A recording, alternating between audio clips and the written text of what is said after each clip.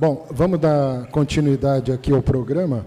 Nós vamos agora, só avisando que a gente não vai ter o intervalo para coffee, nós vamos até o final e logo ao final aqui do congresso já vai estar servido um coffee para vocês lá e para quem vai ficar para a cerimônia de premiação.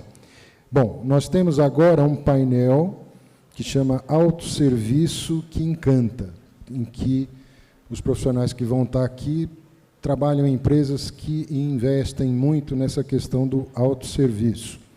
E a curadora, conselheira do Smart, que ajudou a estruturar esse painel e que vai fazer a mediação, é a Carla Daniani, que é COO do Charlie. Por favor, Carla.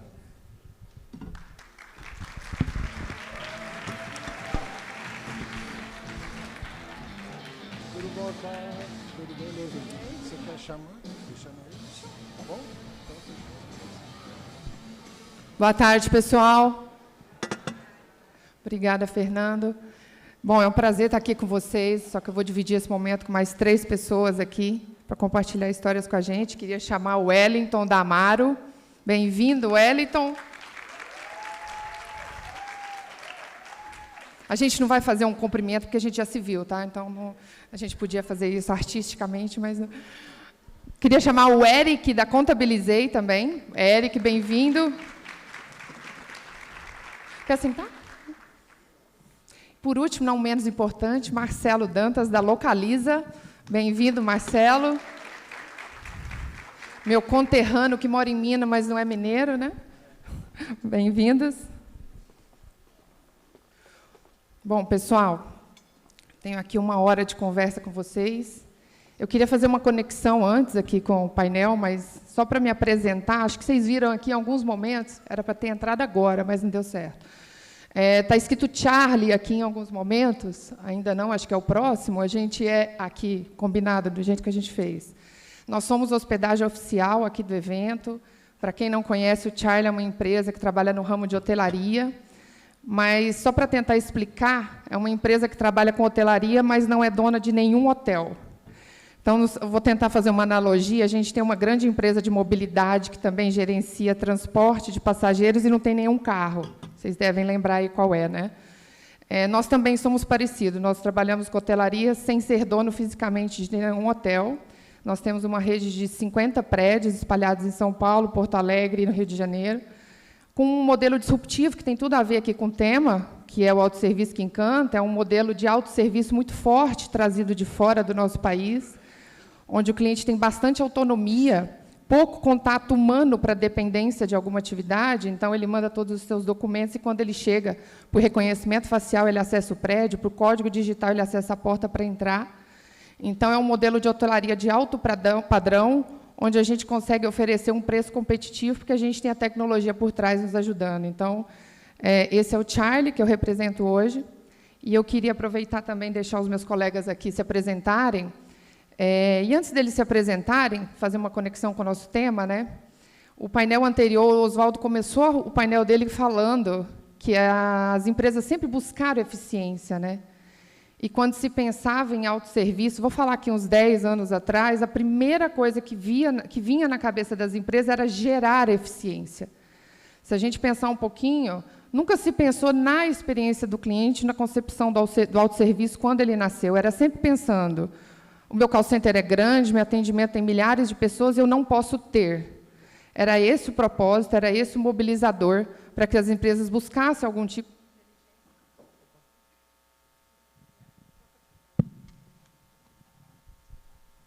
Esse sempre foi o propósito inicial, né?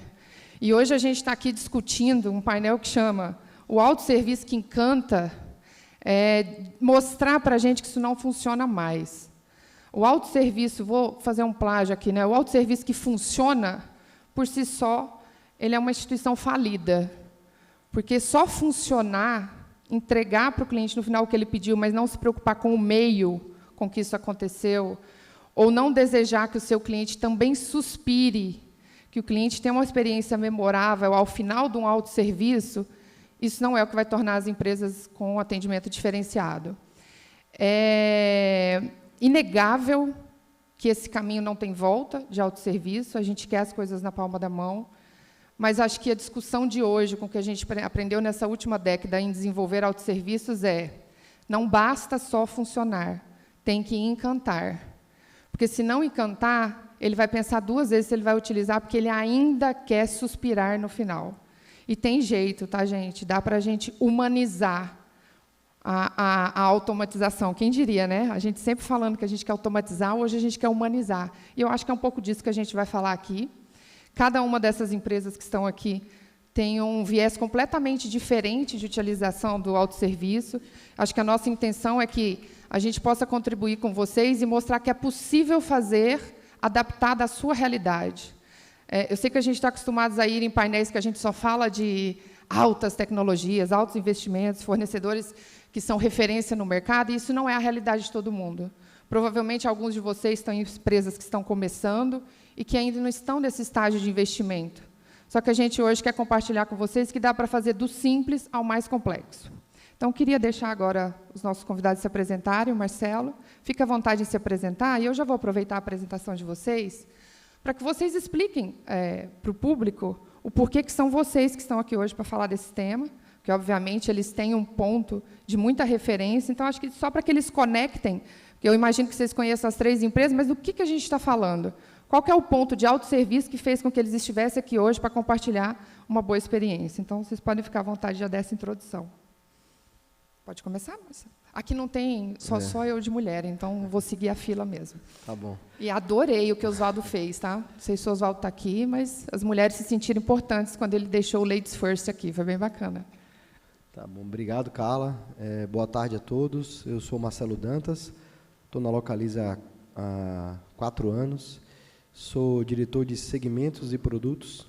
E um dos produtos que eu sou responsável há 1 ano e meio é o Localiza Fast, que é a experiência de abertura e reserva, a retirada do carro 100% pelo celular, até a abertura do carro, sem passar por qualquer atendimento, por qualquer balcão.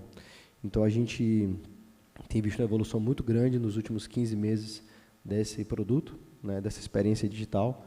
E, como você bem falou, para a gente o principal indicador é o encantamento. Então, a gente mede NPS muito forte dele, e é o principal indicador que a gente mede em todas as etapas, em todas as situações. E ele tem sido a possibilidade de abrir o carro pelo celular gera um encantamento incrível, né, Carla? Acho que você comentou sobre sua experiência, e todo mundo que tem essa experiência 100% autônoma sai, de fato, encantado, feliz. É super comum a gente ouvir relatos de me sentir na Disney, porque acha que, de fato, é algo mágico, como é que consegue abrir o carro pelo celular, fazendo um reconhecimento facial ali, alguns segundos antes da abertura da porta. Então, assim, é por isso que eu estou aqui hoje, para contar um pouco dessa evolução do Localiza Fast. Alguém aqui já teve a oportunidade de usar o Fast Localiza? Eu também. Inclusive, eu sou fã número 1. Eu confesso que é tão surreal que eu fiquei na porta do carro e eu duvidei. Eu cheguei na porta e falei, não vai abrir, é Brasil. Abre lá fora, aqui não abre, né? E foi surpreendente. Então, eu acho que esse é um autosserviço que é exatamente o que encanta, né? Eu não vou aqui tomar as falas dele, mas eu aconselho.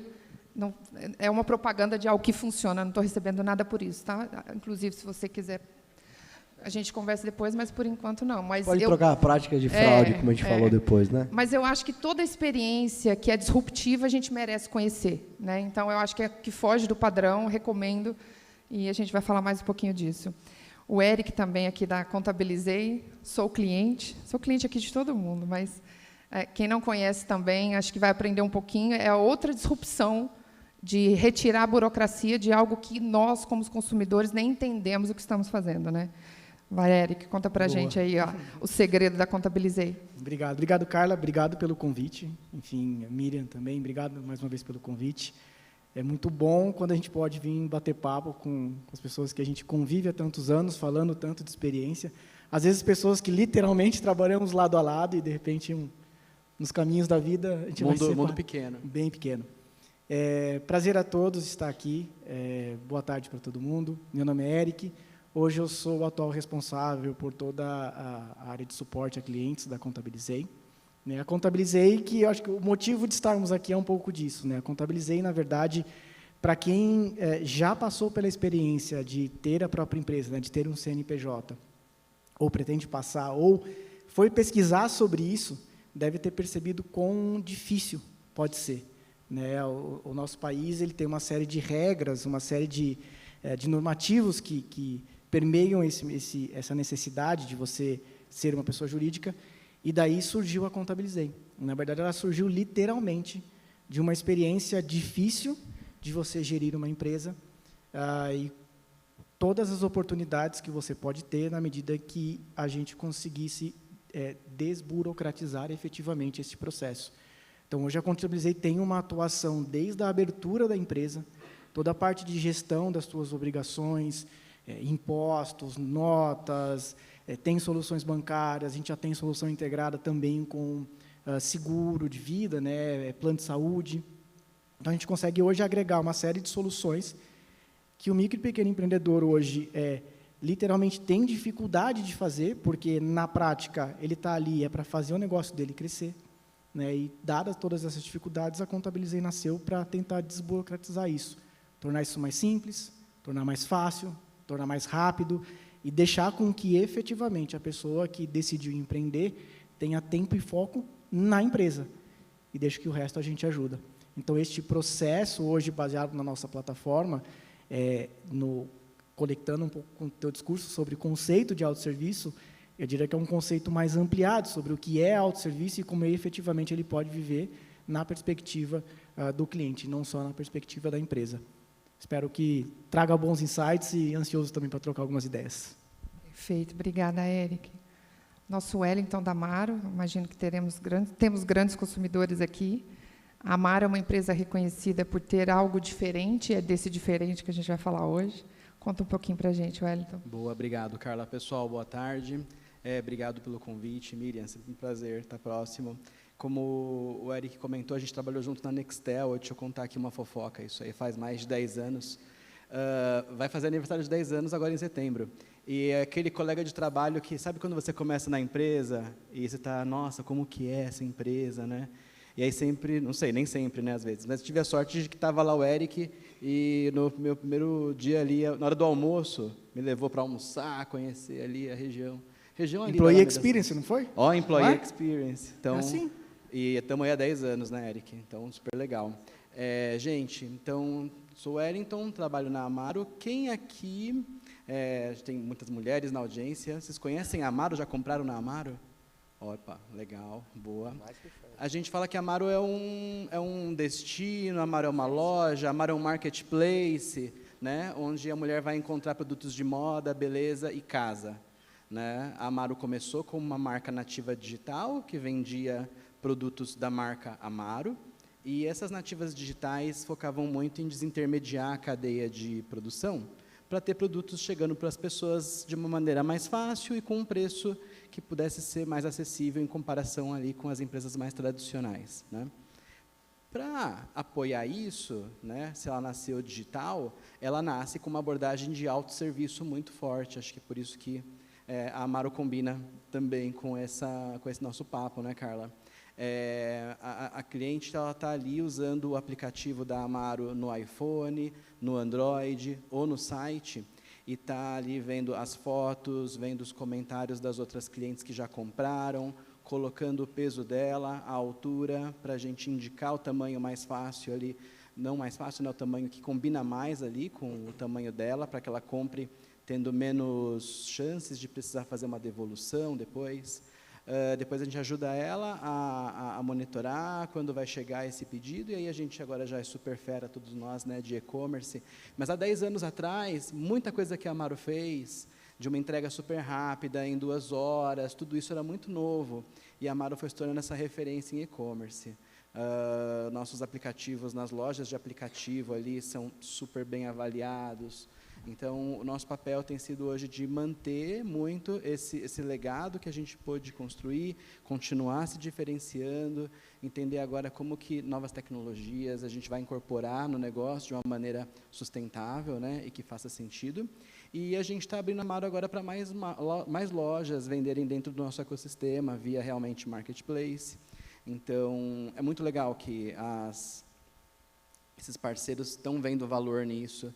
A gente tem tido boas negociações, estamos com uma fila lá na área de tecnologia grande para trazer essas novas marcas para dentro da Amaro. Então, acho que é algo que traz para a gente essa boa experiência de compra. É autosserviço, né, no fim do dia. E a gente tem tido a sorte de conseguir, está começando agora a construir um ecossistema muito legal. Então, acho que vai combinar também, Carla. Obrigado. Perfeito. Viu? E pensando um pouco no como que nasce, né, a concepção do autosserviço, em que momento que a empresa tem esse site, que ela fala, puxa, aqui dá para colocar isso? Porque a gente tem várias formas de chegar a essa conclusão. Ou porque você tem uma análise forte da jornada do cliente e aponta para você que existe uma dor, ou porque você olhou para o mercado e falou, tem alguém fazendo e dá certo, vou fazer agora do nosso jeito, né? Acho que fazendo um pouco de correlação até com o meu mundo, no Charlie, a necessidade de digitalização, de autosserviço, ela nasce exatamente uma dor do cliente, né?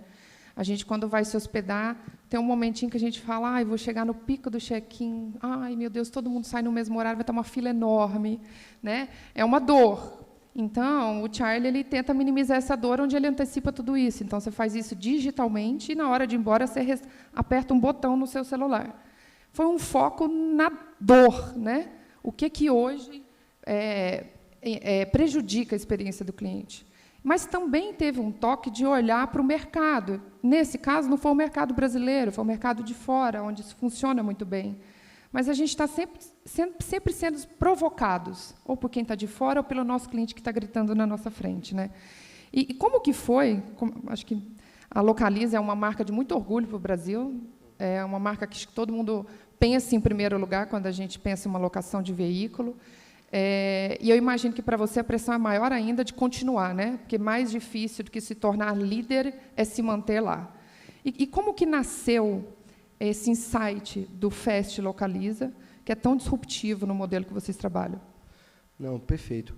Primeiro, antes de contar a história, acho que é legal a gente, apesar de a gente ser o líder de mercado e ser o número 1, né, hoje vale 70 bilhões na Bolsa, é a 12ª empresa mais valiosa, a gente tem duas premissas culturais super importantes.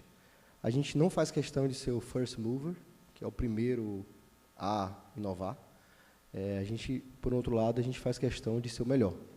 Então, a gente quer fazer um pouco do estilo mineiro, né? Devagarzinho, com cuidado, silenciosamente, mas quando faz com muita altíssima qualidade, ouvindo muito o cliente e tentando chegar no melhor nível de serviço possível. A outra é que a gente não quer ser a empresa que mais sabe, a gente quer ser a empresa que mais aprende. Tá?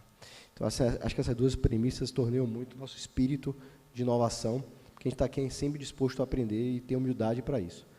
Em 2016, né, a gente fez um pouco do que você falou, a gente olhou para a jornada do cliente e começou a definir quais são as principais dores para aumentar o mercado de locação, que na época tinha uma penetração, hoje ainda é baixa, mas ainda era menor ainda.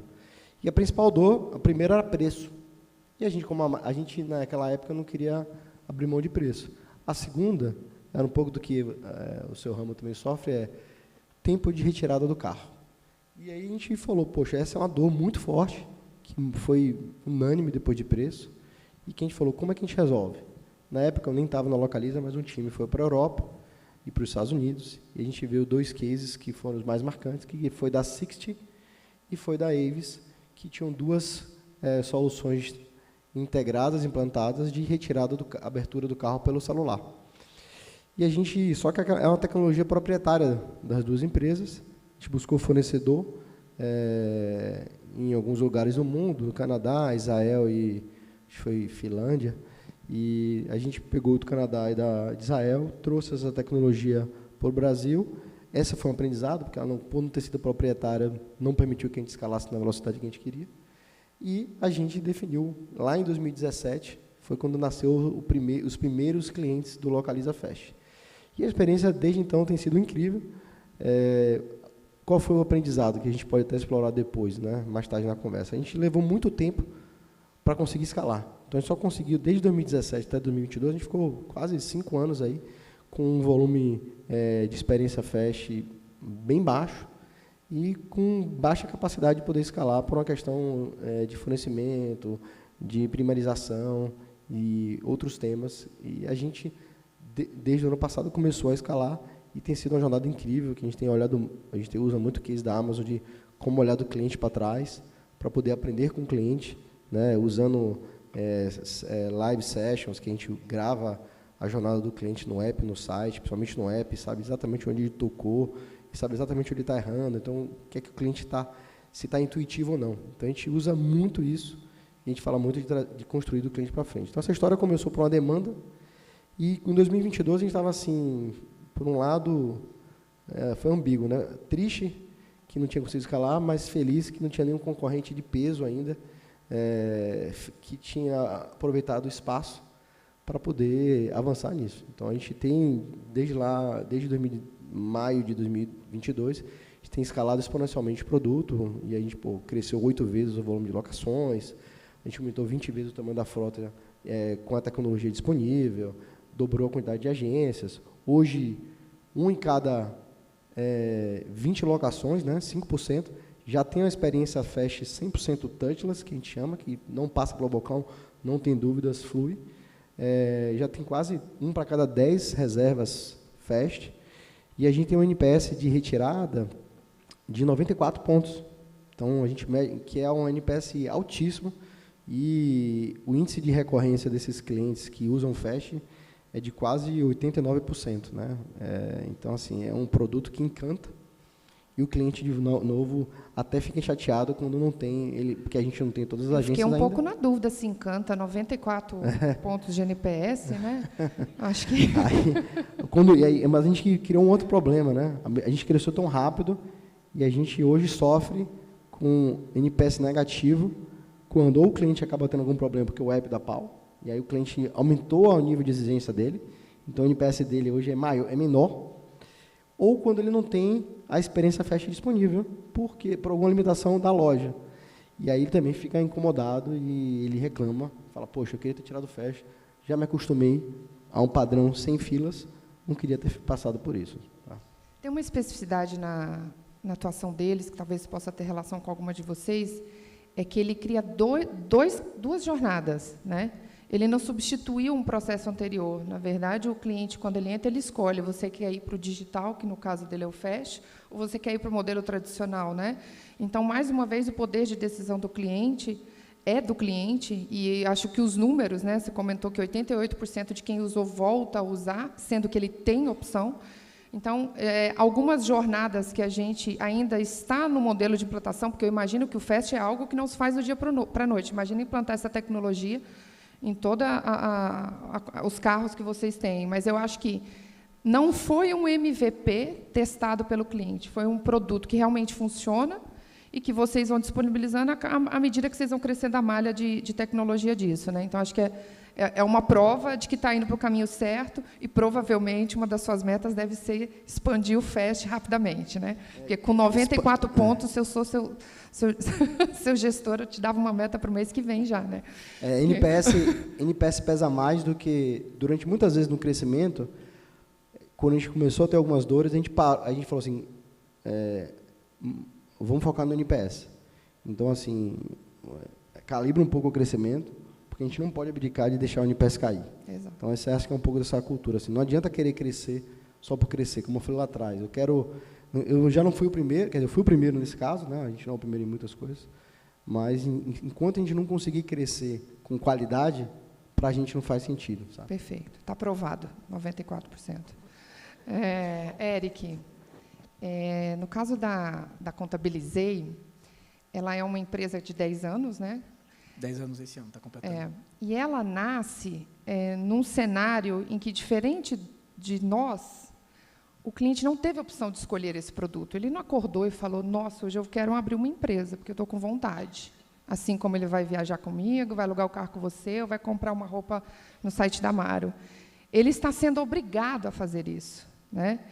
Então, você vende um produto no qual o seu cliente não entra já aberto a ser ter uma experiência positiva.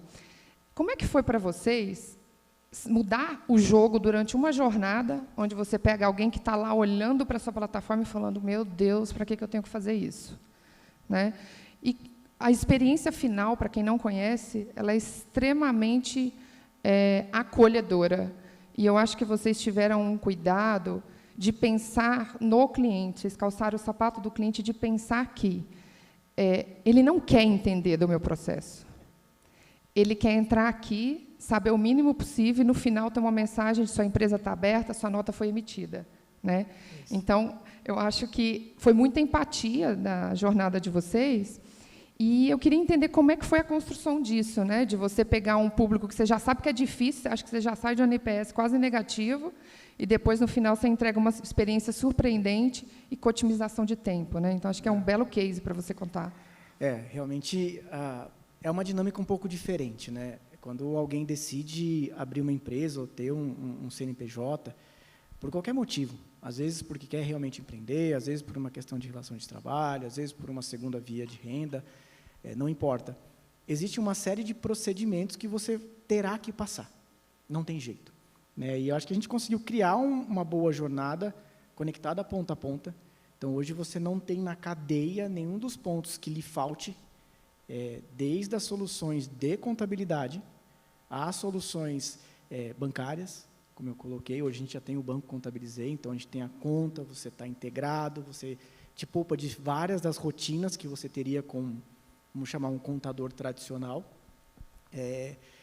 que exatamente traz essa perspectiva de que você não tem que entender disso. E, no fundo, assim, a Contabilizei se tornou o maior escritório de contabilidade do Brasil. Né? São mais de 50 mil clientes já. E o negócio precisa ter tanto uma boa jornada quanto a sua escalabilidade.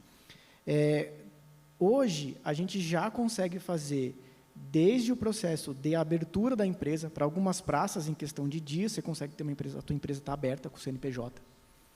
Em alguns poucos mais dias, você já está em condição de começar a emitir sua nota fiscal, né? E daí gera toda a parte de impostos, a calcular, ter o melhor modelo de tributação para a tua empresa.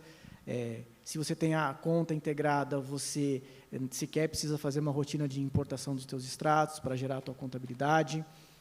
Você pode pagar no cartão de crédito o teu próprio imposto. Então, tem uma série de facilidades que, no fundo, a gente vai identificando nessa jornada do empreendedor, que ele terá que passar. Mas, quando a gente pensa nas jornadas, no fundo, não é um pensamento, o que a gente pode oferecer efetivamente que é bom para nós, para que sejamos uma grande empresa. Na verdade, é o inverso. O que é que, de fato, é necessário e conveniente na jornada do cliente, de que a gente pode fazer de um jeito tão bem feito, aplicando inovação, tecnologia. A Contabilizei já nasceu numa jornada digital, né? Como que a gente aplica todo esse conhecimento de modo que esse processo todo seja escalável. Né? Isso não significa que a gente não tenha todo um corpo técnico por trás atuando, trabalhando. Então, sim, tem contadores, tem analistas fiscais, tem uma série de profissionais super bem preparados para todo o suporte, mas, na prática, é aquilo que efetivamente o cliente precisa como jornada, e não o que a Contabilizei precisa como jornada. Para nós, ela só funciona e ela só vai ser, no nosso papo aqui, um bom autosserviço, se efetivamente um cliente me dá um depoimento como o seu. Fala, caramba, eu entrei aqui, um dia a empresa estava aberta, e aí eu passei por alguns processos e eu não preciso fazer nada. Quer dizer, diferente disso, e até adaptando um gancho nessa história toda, essa leitura de conveniência, ela é tão complexa, que hoje a empresa, inclusive, tem planos onde você pode se autosservir. Então, a Carla abriu a empresa dela com a gente, ela tem acesso à plataforma, ela vai lá, ela emite as notas fiscais dela, ela pega toda a guia de impostos dela, ela faz toda a parte de pagamento, e você tem até planos em que o cliente tem um assessor. Então, a gente conseguiu adaptar este processo todo de conveniência e conexão nessa condição da jornada, para que ela funcionasse. E você, de novo, fica preocupada com o teu negócio, com a tua empresa. Deixa o resto com a gente. Eu acho que, de uma certa maneira, imagino que até estimula o empreendedorismo, né? Porque a questão de contabilidade, abrir empresa, deve ser uma fricção e um medo. É horrível. E de muita gente, não? E aí, quando você zera essa fricção, as pessoas falam, não, agora ficou fácil não empreender. É muito complicado, porque assim, ó, por curiosidade, depois, quem não conhece, vá pesquisar, por exemplo, como é que você se encaixa num código KNAI. Primeiro, o que é KNAI? Né? Assim, Um código onde te classifica a sua atividade comercial. eu confesso que eu acho que o público... E o que a gente gostaria de responder? Não sei, mas não tem aquela interesse outra, de assim, né? aprender. Qual é o melhor Queria- anexo de tributação que você vai se enquadrar? Pergunta para Contabilizei. Pois é. Isso tudo a gente resolve sem você se preocupar com isso. E resolve de uma forma que, efetivamente, a gente consiga dar a melhor gestão para você. Você está segura de que você tem um processo completamente sem fricção, automatizado, disponível para você a qualquer momento, que você tem a plataforma. Quando você não tiver a fim de falar com a plataforma, ou de estar lá interagindo, você tem um suporte, que você chega nos canais de atendimento, em diversos planos diferentes e tipos de suporte. Então, você consegue fazer, de fato, uma construção mais completa. Eu acho que essa é a grande fórmula do sucesso, quando a gente troca essa perspectiva de eficiência para nós, na verdade, é eficiência para o nosso cliente. E na Contabilizei mais do que nunca, né? No fundo, assim, o nosso sucesso é o sucesso das empresas que estão com a gente hoje. Eu queria, se me permitir, compartilhar... Por favor, Eu Wellington. queria fazer um complemento. Eu também sou cliente da Contabilizei. Boa. E Wellington, fica aqui no meio. Eric, fica aqui. E o que eu sinto? E é algo para a gente, não sei, você comentou, né, Eric? Tem operações, tem os profissionais de contabilidade que também estão ali atuando, né? Então, me parece que, em alguns momentos, não é só o software sozinho fazendo, mas uma boa orquestração de workflows também, né? E isso, acho que é importante, né, Carla e Eric, e Marcelo, porque às vezes a gente pensa, eles estão falando de algo que é muito distante da minha realidade. Eu não posso, na minha empresa, oferecer um autosserviço, porque eu não tenho um desenvolvedor, eu não tenho uma mega equipe, mas, poxa, às vezes não é só isso apenas. A maneira que você recebe essa necessidade, só de você talvez receber a necessidade de uma maneira estruturada, né, de acordo com o processo, e a pessoa entenda melhor a entrada daquilo que ela está precisando de você, e você depois trabalhe com ela com um prazo de retorno, retorne de verdade, né? Eu lembro quando eu abri o meu CNPJ, eu tive toda essa consultoria, e tinha um humano falando comigo, mas eu sentia toda uma grande camada de autosserviço por trás disso, graças à disponibilidade que isso tinha, e porque eu estava muito dando o input para esses processos começarem. Então, eu acho que as arquiteturas dos nossos negócios podem permitir, talvez, que a gente experimente essas coisas nas nossas empresas, sem necessariamente por um mega investimento, né? Me parece, não sei se faz sentido. Faz sentido, sim. Hoje a Contabilizei tem mais de 1.100 colaboradores. Não é uma empresa que vem crescendo de maneira bastante sustentável, e muito por conta disso. A implicação da tecnologia e de inovação dentro dos processos, ela ajuda você a fazer a escalabilidade, mas ela está baseada, sim, numa boa organização, em bons workflows, até porque, assim, imagina, uma empresa aberta no Brasil tem lá os seus compromissos federais, municipais, estaduais. E não tem jeito de você não cumprir, não existe essa possibilidade, né? Você tem que estar nessa jornada. Como a gente organiza isso, como a gente aplica a tecnologia para que esse processamento soe a você, fala, cara, é rápido, funciona, eu não preciso pôr a mão, é baixo o nível de interação, aliás, eu não preciso nem entender esse negócio, sensacional. Isso é autosserviço. Então, sim, faz total sentido esse processo de organização, e é onde é o grande desafio, acho que, de como a gente faz esse negócio escalável e relevante. Acho que a gente vai entrar no mundo agora do Phygital com o Wellington, mas eu queria pegar um gancho do Eric. Teve uma coisa que me chamou muita atenção, que eu acho que dá para replicar para todo mundo aqui, que a gente, quando foca em autosserviço, a gente parte do princípio que o cliente trabalha na nossa empresa, como se ele tivesse sido treinado 30 dias e soubesse exatamente o que ele tem que fazer.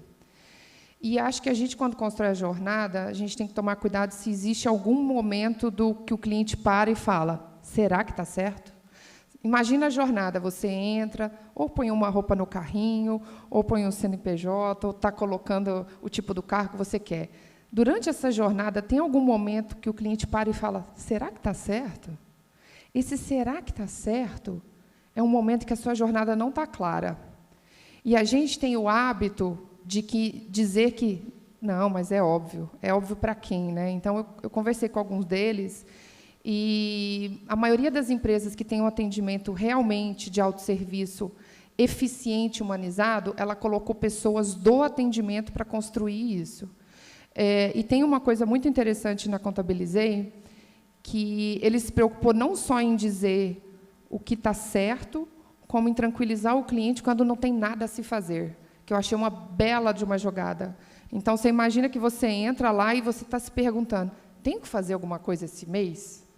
Ele poderia simplesmente não colocar nenhum alerta, porque sempre que a gente desenvolve autosserviço, a gente pensa em alerta. Alerta quando tem que fazer, alerta quando tem pendência, alerta quando tem... Ele poderia ter só não feito alerta nenhum, e o que a gente está acostumado a pensar é o famoso quem cala consente, né? Se não falou nada, eu acho que não tem. Só que gera uma insegurança no empreendedor, no consumidor. E teve uma sutileza que eu acho que a gente deveria pensar na nossa jornada, foi quando a gente entra e não tem nada para fazer, e tem uma mensagem enorme assim, ó, fique tranquilo, esse mês você não precisa fazer nada. Está escrito isso. Eu não preciso concluir que, ai, meu Deus, será que chegou e-mail? Será que esse lugar tem uma pendência? Eu, de cara, eu já entrei, você já me tranquilizou. Um TMA meu queria durar ali de consumidor uns 5 minutos, durou 5 segundos e eu saí. Nossa, obrigada, Contabilizei. Né? Então, eu acho que a gente tem que sair um pouco do tradicional, de achar que a gente só dá toque quando tem pendência, e a gente se colocar um pouco no lugar do cliente e partir do princípio que ele é uma criança de 5 anos, que ele não é capaz de entender o que ele está fazendo. Essa é a melhor jornada que a gente vai construir, é ser repetitivo mesmo, mostrar em imagem, mostrar em texto. Então, o autosserviço ele só vai funcionar se você partir do princípio que quem está usando é a pessoa mais leiga que existe. Não é o seu cliente que está com você há anos e que entende do seu processo. Né? Tem um caso, Carla, bem interessante sobre isso, ligado a uma coisa que a gente fez na Amaro de facilitar a abertura de devolução das clientes. Então, a cliente recebeu o produto, ficou grande, ficou pequeno, geralmente é isso, né? Ela abria lá a devolução automática no aplicativo, no site, incrível, aí recebia lá o e-mail de confirmação, mas tinha essas pessoas que depois entravam em contato com o saque para saber se estava tudo certo mesmo, sabe? Aí a gente ficava ali entendendo que talvez é ok, tem gente que vai ter essa insegurança, mas passados ali alguns meses, isso não cessava, mesmo com melhorias de copy, dos e-mails, deixando mais didático o processo, a gente percebeu que, naquele mesmo lugar em que ela tinha aberto a devolução, a gente tinha que trabalhar naquele ponto de contato, naquele touchpoint, e deixar ali mais detalhes sobre a devolução que ela abriu. Então, a gente abriu, lá no time de tecnologia, uma iniciativa que a gente chamou de Return Center. Então, teve que ter uma central de devoluções. E aí, na central de devoluções, ela via que estava tudo certo, que estava aberta a devolução, lembrava ali o código dela levar no correio, o momento em que ela ia receber o motoboy dos correios na casa dela. E aí, aquele mesmo fluxo de acompanhamento de uma compra no e-commerce, a gente criou essa jornada para a devolução do pedido dela, para ela saber que quando isso voltasse para o nosso centro de distribuição, ela ia receber o dinheiro de volta, ou créditos de loja para fazer uma troca, sabe? Mas, quando a gente lançou isso, o Marcelo falou muito sobre dados, né? E sobre ter os dados do uso das pessoas, né? Quando a gente colocou isso no ar, e a gente estava até um pouco... A gente via a demanda do saque, tudo bem, mas quando a gente colocou no ar, as pessoas que abriam devolução, do total ali de usuárias, né, que abriam devolução, 1/3 delas voltavam ali naquela tela no Seller Center, menos ali de 24 horas depois para acompanhar os status das devoluções. Então, realmente tinha uma demanda, e foi essa iniciativa que aí sim derrubou lá no saque aquela taxa de contato para se certificar de como estava o processo. Gestão de expectativa, né? Sim, muito. E a gente teve aí um bom tempo que a gente lançou isso depois de lançar a abertura em si. Então, algo que veio de feedback, percepção, e combinou muito com isso que você falou. Tem que ser didático, sabe? Tem que explicar tudo. Nunca vai ser demais essa explicação e pegar na mão, né? Durante a jornada. E, aproveitando o Wellington, né? O Wellington tem uma disrupção bem legal, que ele tem um autosserviço, que é venda e-commerce, e o que está por trás? Uma baita insegurança, né, de nós mulheres, serve, não serve, meu Deus, se não servir, que preguiça de trocar. Porque se eu já estou comprando pela internet, é porque eu não quero ir em lugar nenhum devolver. Né? Gente, quando eu já cheguei a comprar coisas que não serviram, que eu doei, ao invés de eu ter que ir no correio levar. Porque eu não sou o público que quer ir até lá.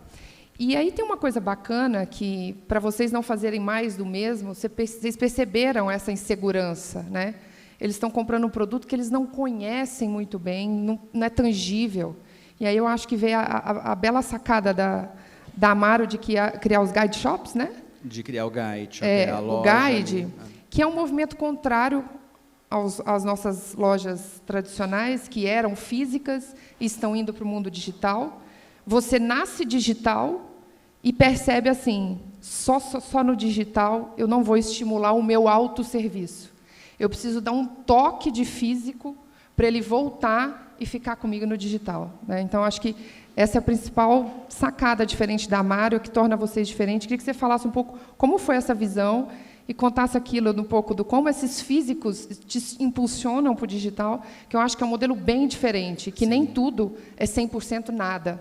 Às vezes você cria um puxadinho para que ele crie confiança e ele volte mais forte para o digital. Né? Sim. Isso é bem legal, porque quando a Amaro foi fundada lá em 2012, a Amaro está com 10 anos também, a ideia era toda essa do online, dessa desintermediação, mas o tamanho do mercado, esse mercado atingível que a gente fala, do e-commerce, no Brasil naquela época, ele era de 5% ali dos consumidores comprando online. E se você fosse recortar vestuário, ia ser ainda um pouco menor. Então, veio a ideia de levar esse modelo de ter alguns pontos de presença, onde as pessoas poderiam provar os produtos e fazer alguns serviços de pós-venda, que eram os guide shops. Eles tinham esse nome porque também não era uma loja em que você levava aqueles itens na hora. Você gostava do item, fazia a compra no e-commerce e recebia em casa, no mesmo dia, às vezes. Então, era muito legal isso, mas convenhamos que de lá para cá, a logística melhorou bastante, né? E, então, hoje, nesses guide shops da Amaro, não tem mais só esses guide shops pequenininhos também, a gente tem uns que chama de mega, são lojas grandes.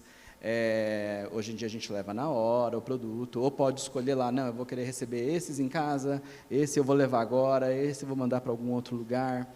Então, veio também todo esse movimento da omnicanalidade e essa palavra que a Carla usou, que é do phygital, né? O físico junto com o digital. E aí gerou isso, gente. As pessoas ficavam mais seguras de que, a Amaro está aqui na minha cidade, tem uma Amaro agora aqui em Salvador, num lugar que as pessoas conseguem ir com facilidade. Então, eu vou dar uma chance para comprar lá no autoatendimento, para comprar no site. Se tiver alguma necessidade, eu vou na loja e tenho o autosserviço. Mas isso, agora aí de mais ou menos uns 7, 8 meses para cá, a gente deu ainda mais uma impulsionada, que a gente passou a usar os estoques dessas lojas como estoques do online. Então, se você está lá em Salvador, navegando no site, você também vê as peças que estão ali na loja perto de você. E você recebe essas peças em 3 horas. Então, alguém que está numa região do Norte, Nordeste, do Sul, e estava acostumado a receber algo do e-commerce, né, em 4, 5 dias, passou a receber ali em horas, a partir do estoque da loja que está próxima. Isso está fazendo para a gente um movimento de que precisou acelerar nossa reposição nas lojas, então mexe toda a logística. Mas, por outro lado, tem algumas praças que o total de compras daquela região, de compras online, 30% até usam o estoque da loja. Sabe? Então, essa omnicanalidade, assim, quem está próximo de varejo, né, deve estar acompanhando isso muito bem em todos os segmentos, os clientes gostam, né, você pode expor seus produtos também nessas plataformas de marketplace, estou falando de Rappi, de iFood, né, dessas também proprietárias, e os clientes têm aderido muito, por quê? Porque eles estão lá se autosservindo, você estar lá é interessante. E para a gente tem sido aí mais um canal a mais para a gente ter crescimento. Se mostrou uma estratégia bacana para crescimento no fim do dia, o Phygital para a gente. Bom, perfeito. Eu acho que vocês três aqui têm uma coisa muito em comum, que vocês geraram para o cliente uma sensação de autonomia e não de abandono. A gente tem um risco muito grande de, quando pensar em autosserviço, ir para o lado do abandono. tangibilizando melhor o que eu quero dizer, é quando você obriga o cliente a ir para um autosserviço, e onde ele não tem apoio, onde não tem volta, ele vai ter que se virar, né? Aqui a gente está falando de exemplos de empresas que estimulam o autosserviço, ainda dando opção. Eu sei que o custo está batendo na porta de todo mundo e todo mundo realmente tem que direcionar o máximo possível para o autosserviço. Mas o direcionamento aqui é feito pela própria escolha do cliente. E se no meio do caminho ele precisar de ajuda, vai ter o cara lá da Localiza, perto do carro. Eu também já precisei, que eu comi bola, e não fala que eu sou mulher. Mas, na hora de abrir lá, entrei, tive um probleminha. Mas, naquele momento, eu falei, e agora? Agora não. Eu tinha uma segunda opção, contabilizei também. Você vai no autônomo, mas, se você precisar, tem alguém. A Maro também. Estou ali, me senti inseguro, vou na parte física. Então, acho que o que a gente tem que mudar não é obrigar o cliente a usar o autosserviço, é entregar um autosserviço de tanta qualidade que ele mesmo vai escolher usar. Ele vai ser promotor. Nós somos promotores de todos vocês aqui. Quem usa, com certeza, promove a marca de vocês. Então, acho que essa é a concepção de propósito que a gente tem que ter quando a gente vai pensar em autosserviço. E, caminhando para os nossos minutos finais, eu sei que é muito óbvio a gente falar o que é legal de fazer, né? Ai, que legal, né? Parabéns, Localiza, parabéns, Contabilizei, parabéns, Amar, parabéns, Charlie, também, né? Mas e o que não funciona, né? Acho que muito se fala do que funciona, mas ninguém chegou no autosserviço que encanta, implantando hoje, estando bem amanhã, né?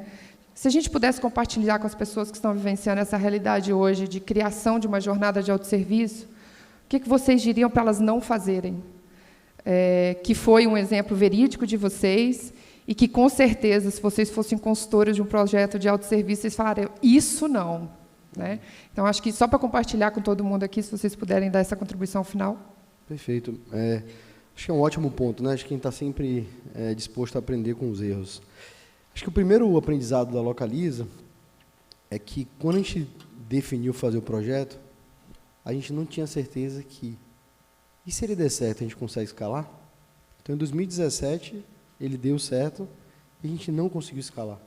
E a gente abriu um espaço para a concorrência de mercado de maneira competitiva durante quase 5 anos, para que eles pudessem fazer algo. Então, acho que esse é o aprendizado número 1. O aprendizado número 2 é que a gente talvez não tenha investido de maneira arrojada, acreditar e insistir na visão de longo prazo que a gente tinha lá. Então, assim, acho que a cultura empresarial e a marca Localiza evoluiu muito nos últimos anos, e por a gente ter sempre tido um pilar de qualidade de atendimento humana, a gente ficou um pouco receoso. Então, esse foi o aprendizado número 2. O aprendizado número 3 a gente estava tão preocupado com o que a gente estava criando, de ser algo muito novo e disruptivo, que a gente criou e deixou essa célula de maneira um pouco selada na organização. E a gente não democratizou os aprendizados. Então, a gente não compartilhou os aprendizados, porque a gente estava tão preocupado em que ninguém descobrisse o que a gente estava fazendo, que a gente também não compartilhou os aprendizados. Então, acho que esse é um terceiro aprendizado. E, por último, acho que a gente fala muito do case a gente gosta muito da Amazon como aprendizado, de entender do cliente para trás. Se você acredita na visão, cara, desdobra a visão, insiste nela, coloca no planejamento estratégico, que a gente já faz hoje, coloca no planejamento estratégico como top 3 prioridades, desdobra aquele indicador para a companhia inteira e cria um time multifuncional, já que você precisa de todos, para todo mundo ficar claro o que você precisa fazer e ajudar na transformação. E sem ego de quem é o aprendizado, de quem é a ideia, mas de sim o que a gente precisa fazer para atender o cliente. Então, a gente teve esses aprendizados que, talvez, por um lado, e quando a gente olha para trás hoje, fala, pô, talvez a concorrência olhou para o lado e falou, se a Localiza não conseguiu, talvez não esteja tão bom assim. E aí, talvez não tenham tentado. Mas a gente deu espaço para menores, como o Turbi, né, que é um concorrente aqui de São Paulo, que a gente admira e respeita, e que a gente também monitora e aprende. E, graças a Deus, ele ainda está pequeno, e hoje a gente ainda consegue já ter uma escala maior que a deles. Vocês viram a transparência, né, gente? Abrir o coração, as oportunidades e vocalizou o nome do concorrente. Muita coragem mesmo e muita transparência, viu, Daniel, Marcelo? Eu acho que isso é muito importante, né? Humildade sempre. E se eu perguntar para você o que vocês estão fazendo hoje, que pode ser melhor, provavelmente teremos uma lista, né? Então, acho que vale a gente compartilhar também as lições aprendidas. Obrigada pela transparência e pela confiança com o público que está aqui para te ouvir e que admira a Localiza. Eric, você? Eu deixaria 2 dicas, assim. No momento em que vocês forem discutir sobre serviço, o que de fato a empresa vai entregar para o cliente, não só como a possibilidade de se autorresolver ou de passar pela experiência, deem preferência a discutir a cadeia de valor do que ao escopo específico. Porque só aí, de fato, você consegue pegar diferentes perspectivas e colocar na construção de alguma solução. Na medida que você faz essa discussão de maneira mais completa, pensando no que efetivamente gera valor ou aquilo que pode impactar, independente do ponto onde você esteja, seja num processo de login da plataforma, que mal sucedido não me deixa usar um serviço, as soluções tendem a sair mais completas, ou minimamente dentro de um processo de construção, onde você, em pouco tempo, consegue construir algo que já atende e consegue evoluir, porque a cadeia de valor está bem mapeada. Como segundo ponto, para acrescentar, não ignorem pequenos sinais. Mesmo que sejam pequenos sinais, na medida em que você desenvolve uma solução ou bota algo para funcionar, pequenos sinais já podem te dizer aquilo que você está errando. E velocidade de resposta na hora de você arrumar alguma coisa que não funciona bem, corrigir uma rota ou até melhorar alguma coisa que está ali ainda ferindo a experiência do cliente, é extremamente importante que você trate isso muito rápido. Se a gente fica esperando, vamos ter um volume grande para ser representativo, vamos fazer uma super pesquisa para entender aquilo. Vamos deixar errar mais um pouquinho, né? Não, mas são só 3 clientes que têm um problema. Vai atrás dos pequenos sinais. Geralmente, eles têm bons pontos para você corrigir rápido e evitar que esses pequenos sinais virem grandes sinais e grandes problemas futuros. Perfeito. E saiba ler os sinais, não é só para o corporativo, não, tá, gente? É para a vida. Às vezes tem sinais que a gente ignora. O Wellington, o que a Amaro pode... Nos ensinou muita coisa, mas o que a gente não deve fazer? Acho que tem coisa que vai acontecer. Coisas vão quebrar. Coisas vão parar de funcionar, às vezes, do dia para a noite. Então, acho que a gente não deve ter aí o risco como algo que nos desmotiva de inovar, de usar uma tecnologia, de fazer um autosserviço que vai ter uma parte do seu autosserviço, talvez, que está dependendo de uma API, de um serviço externo, de um parceiro, e que talvez, vez ou outra, isso pode, sair do ar. A gente teve um caso bem crítico no meio da pandemia, em que a gente não tinha mais as pessoas indo numa agência de correio para fazer uma devolução, nem indo no GuideShop. Então, 100% das nossas devoluções, elas precisavam ter essa abordagem de coleta domiciliar, né? Então, a demanda desse fluxo ficou super importante, passou a ser 100%. Mas, claro, gente, não só na Amaro, todo mundo que não comprava no e-commerce passou a comprar. E o que aconteceu? Os Correios, eles encerraram esse serviço, desse modo automático de ser requisitado, né? Então, esse serviço você ainda podia solicitar para os seus clientes, mas não mais dessa maneira síncrona. Agora, ele tinha que ser assíncrono, feito por um operador ali, ou seja, só se precisasse mesmo, né? Então, nesse dia, imaginem que era um fluxo que a gente já tinha rodando para centenas de clientes todos os dias, e meio que sem a gente saber, esse fluxo foi interrompido, cortou o cano da coisa. Então, como é que você rápido vira isso para algo assíncrono, trabalha com a equipe, contém ali as frustrações dos clientes que foram impactados no primeiro momento, né, e se reorganiza. No fim das contas, a gente ainda conseguiu, mesmo de uma maneira assíncrona, descobrir uma outra maneira de automatizar, quase simular um humano ali que fazia isso, e a gente conseguiu restabelecer esse serviço de uma maneira eficiente, Mas acho que uma coisa que é importante, e nesse nosso universo atual, é a gente entender que a gente vai aprender bastante, a gente vai ali, assim como a gente aprendeu um pouco mais sobre planilha e Excel, todo mundo faz alguma fórmula ou outra. Quando a gente está falando agora de tecnologias entre sistemas, APIs, inteligência artificial, a gente também vai aprender bastante. né? E a gente não deixar, talvez, esse medo, né, do risco conter a inovação, fazer com segurança e pensar ali, onde você tiver alguma fragilidade potencial mais forte, como você poderia virar ali a chave. A gente teve outros fornecedores depois de outras coisas, logística, talvez, que interromperam o serviço, e a gente entender essas coisas acontecem, não vamos nos abater, não vamos parar de inovar, não vamos parar de tentar criar soluções legais por conta disso, né? Mas vamos ter a capacidade de entender rápido, diagnosticar, pedir desculpas para os clientes quando isso acontecer fora do planejado, mas seguir adiante, sabe? Então, acho que coisas que já aprendeu a famosa na falta pandemia. da contingência, né? Sim. Perfeito. Bom, muito obrigada pela confiança aqui com a gente, de compartilhar as lições aprendidas. Eu espero que a gente tenha contribuído, acho que a gente fica à disposição, a gente está aqui no evento, tem os nossos contatos, vocês podem localizar a gente porque a gente puder compartilhar. Agradecer infinitamente essa mulher de baixa estatura, alma e coração enorme, que cuida com todo carinho aqui. Passar o microfone. Obrigada, Carla. Bom, eu quero combinar o seguinte com a plateia. Eu vou fazer uma pergunta para eles, não vou fazer o fechamento ainda não. Vou fazer uma pergunta enquanto vocês pensam em que perguntas vocês vão fazer para eles. A gente tem chance de fazer 2 da plateia, tá bom? É isso, Fernando? 2.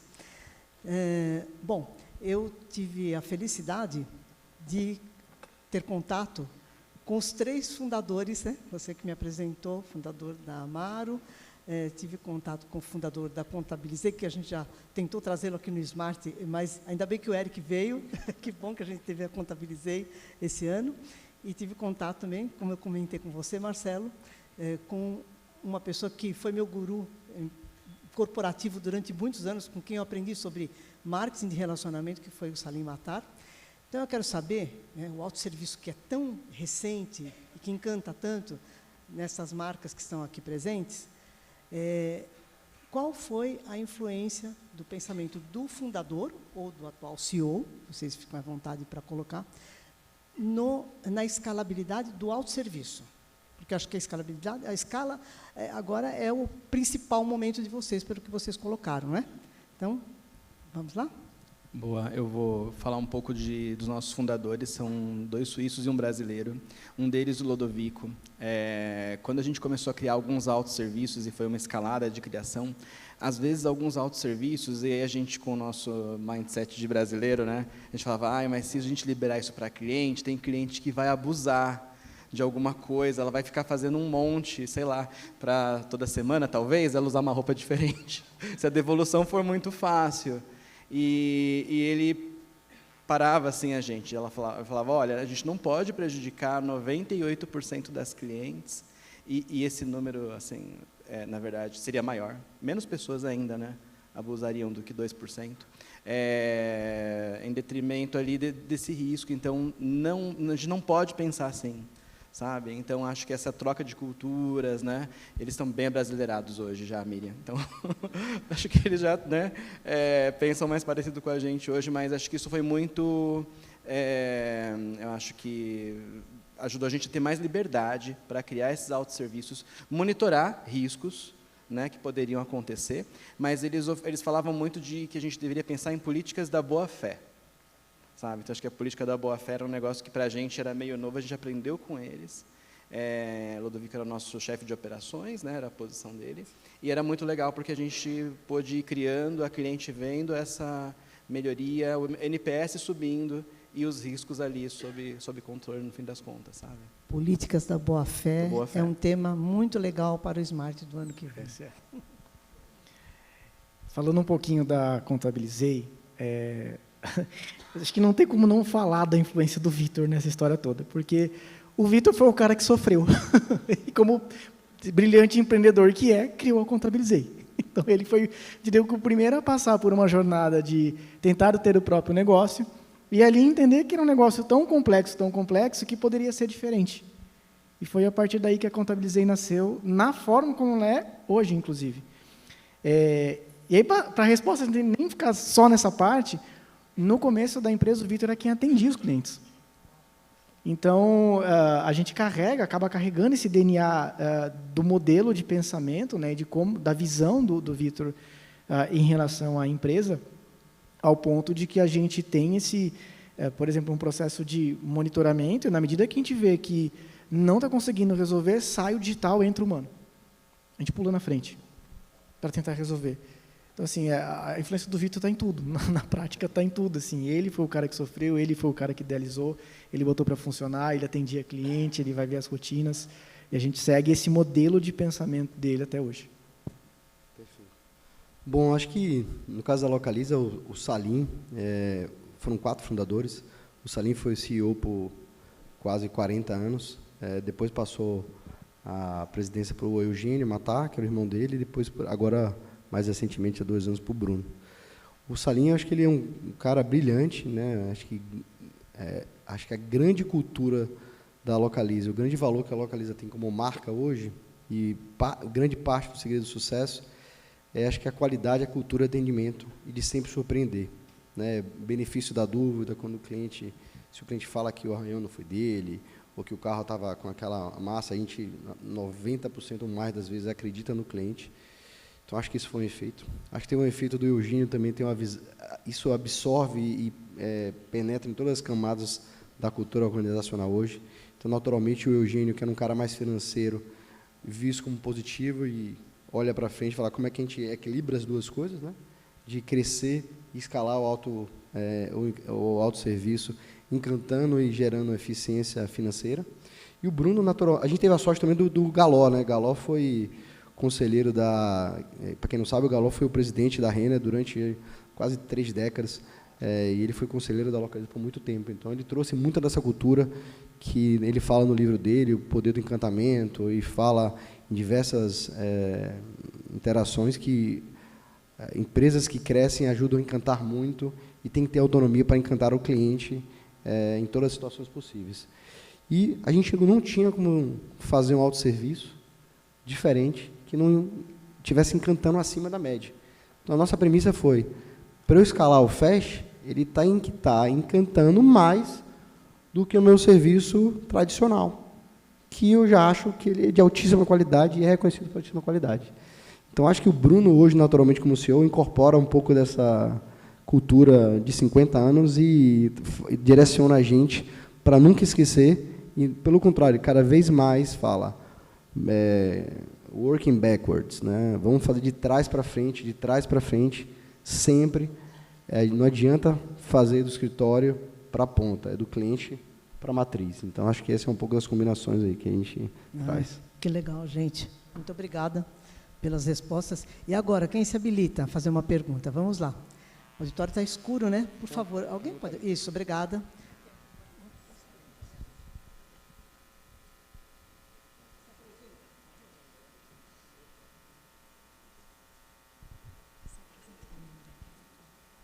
Boa tarde, Valéria Dota, da Suiz Consultoria e Mentoria. Eu tenho uma curiosidade em relação ao autosserviço, sob a ótica da felicidade. A gente percebe, né, nas consultorias a dificuldade de conseguir ter uma ferramenta friendly mesmo, né, para quem não é fluente em tecnologia. Então, desde o meu pai que me liga falando, eu estou tentando comprar alguma coisa aqui, não consigo, e principalmente na dificuldade de entender o processamento da informação, desde o momento que você se interessa e compra. E mesmo na Contabilizei, quantos hoje empresários estão empreendendo 50 mais? Né? Então, foi falado em outro painel do Black Money, do Pink Money, tem agora o Senior Money. Né? Então, como que vocês enxergam o autosserviço, olhando esse público que não é fluente em tecnologia e não tem a facilidade da geração digital? Eu acho que a gente não está ainda tão preparado mesmo para atender todos os públicos. Na pandemia, isso acabou... acho que não que talvez a gente acolheu, mas eles precisaram vir, né? E aí tem todo um atrito. Eu tenho a expectativa que, com essas interfaces conversacionais, seja pelos aplicativos de mensagem, como o WhatsApp, né, a gente tem cada vez mais condições de receber uma necessidade, vindo de uma maneira ou falada ou escrita, e conseguir converter isso realmente em uma demanda, que os nossos sistemas vão estar mais preparados para poder traduzir e escutar e atender, de fato, né? Então, eu acho que temos um desafio agora. Tem muita questão, às vezes, acho que de usabilidade, de acessibilidade mesmo, que a gente não está lidando bem ainda, né? Então, acho que essa é uma pauta super importante. Eu aposto um pouco nessas interfaces de voz, né? Mas elas também têm os seus desafios para poder entregar isso, né? Dentro dali também das empresas. Mas acho que é uma provocação incrível. Acho que a gente vai precisar olhar isso melhor. Eu estou com o Elton, assim, de que a gente, de fato, ainda não está num estágio que a gente possa dizer que a gente tem solução para tudo. Mas eu vejo um processo evolutivo acontecendo, né? De forma geral, acho que as companhias, nos últimos anos, têm percebido essas diferenças e têm saído um pouco do que a Carla comentou no começo. Falar, o autosserviço é bom para a companhia porque só me reduz custo. Na prática, hoje, o pensamento de você ter autosserviço está começando, pelo menos eu vejo bons movimentos, no sentido de fato, ter a conveniência. Então, se, de repente, o público é mais de um canal conversacional, é conveniente que o autosserviço funcione nesse tipo de canal, né, com a interação adequada, de linguagem adequada. E, de novo, o cliente não precisa entender dos seus processos. No fundo, o que tem que acontecer é você atender uma expectativa. Ponto. Então, se isso se resume ao clicar de um botão, a dar um comando de voz, a acessar algum tipo de coisa, ou você está presente em outras plataformas que não a sua, porque o teu cliente está lá e é lá que ele acaba acontecendo isso, esse é o processo evolutivo que ainda precisa acontecer. Ele tem um caminho bom para a gente andar aí. Perfeito. Desculpa, qual é o seu nome? Ô, Valério, obrigado pela pergunta, ótimo. A gente criou um indicador lá na Localiza que a gente chamou de aproveitamento, que era basicamente dos clientes que criavam a reserva Fast, quantos que de fato conseguiu ter uma experiência Fast. E a gente ficou obcecado por todos aqueles que não conseguiam, tinham reservado e não conseguiam ter a retirada Fast. E a gente começou a criar várias tecnologias para medir todos os motivos que faziam ele abandonar a jornada. E aí poderia ser, não sei do que está falando, não sei o que é Fast. Então a gente melhorou isso, criando um CRO e um Saiba Mais, e até foi através disso que a gente criou, na largada, a experiência, você quer retirada digital, você quer retirada tradicional pelo balcão. Depois a gente tentou entender, poderia ser assinatura eletrônica, então a gente percebeu que eles não estavam tendo facilidade em entender a assinatura eletrônica. Depois a gente entendia que a gente começou a quebrar todas as etapas das jornadas, e a gente contratou uma tecnologia que eu super recomendo, que chama Session Review, que ela permite que você volte, depois do cliente utilizar, volte no app do cliente, na reserva, você consegue saber como é que foi a jornada do cliente no app, onde ele clicou, onde que ele errou, onde que ele foi. E a gente tem aprendizados riquíssimos nessa experiência, porque a gente consegue voltar atrás e saber exatamente o que o cliente fez. Então, a gente descobriu coisas do tipo simples, né? Mas o cliente falou assim, a gente, na reserva, falou assim, onde você quer retirar seu carro? Aí ele falava, aqui. Ele já estava na loja e falava assim, aqui. Só que não achava, aqui não era uma loja. Só que para o cliente era, onde que você quer, aqui. Aí a gente começou a perceber, peraí. Então a gente mudou o site, o app, para tirar aquela, dado que ele já tinha uma reserva Fast, não tirar a opção de mostrar filiais e mostrar outra experiência. A sua reserva já está pronta, a sua vaga é no lugar tal, no andar tal. Então, assim, a gente tem sido obcecado pelo cliente quando ele não consegue ter a experiência que a gente queria que ele tivesse. E a gente tenta aprender todos os dias com isso, assim, e usando muita tecnologia e ferramentas para tal. Valéria, eu serei breve. Vou responder por mim. A minha felicidade relacionada ao autosserviço é quando eu escolho comprar naquela empresa por causa do autosserviço que ela tem. Eu uso a Localiza só por causa do Fast. Se tirar, vai perder um cliente. Eu uso alguns serviços, eu escolho algumas empresas, porque, para mim, o autosserviço funciona. Então, acho que a felicidade a gente vai atingir ela no autosserviço quando isso passar a ser motivo de escolha para consumir o seu produto. Hoje a gente tem vários outros motivos, né? A ideologia da empresa e tal, mas, para mim, o auge eu escolho esse produto porque ele tem um autosserviço que, para mim, é diferenciado. Aí, eu acho que a gente está super feliz. Essa é a minha visão, tá? Então, fica o recado, Marcelo. Miriam, temos tempo para mais alguma pergunta? Tá bom. Fernando, dá licença, já vou ser rápida. Primeiro, eu quero agradecer a Carla. A Carla é conselheira do Smart e ela foi uma conselheira assim muito atuante. Nós conversamos não sei quantas vezes sobre montar esse painel, porque os conselheiros nos ajudam muito com os temas que a gente deve trazer, o que deve ser discutido sobre tendência, o que eles têm vontade também de ver nesse palco, né? Por isso a gente tem tanta gente qualificada hoje aqui, eu agradeço demais isso. E esse tema surgiu realmente numa reunião do Conselho, e depois a Carla trabalhou muito nesse operacional comigo, para conversar com vocês, a gente falou muito sobre o autosserviço que encanta, tem muitas marcas no mercado, e vocês se dispuseram a estar aqui com a gente, porque a gente sabe que agenda, compromissos, é de chegar no horário, e agradeço a Carla. Além dela ser conselheira do Smart, ela também está concorrendo hoje ao título de profissional Smart. Foi uma indicação do Conselho Consultivo e depois os mais indicados foram para uma cédula virtual. Teve uma votação com alguns milhares de votos aí, saiba disso, viu? E está concorrendo a Carla Daniani, o Fábio do Sem Parar, o Fábio Bittencourt do Carrefour e a Jaqueline do BTG, que esteve ontem pela manhã com a gente. Então, isso, eu queria fazer um merchan da Carla, que ela é uma querida.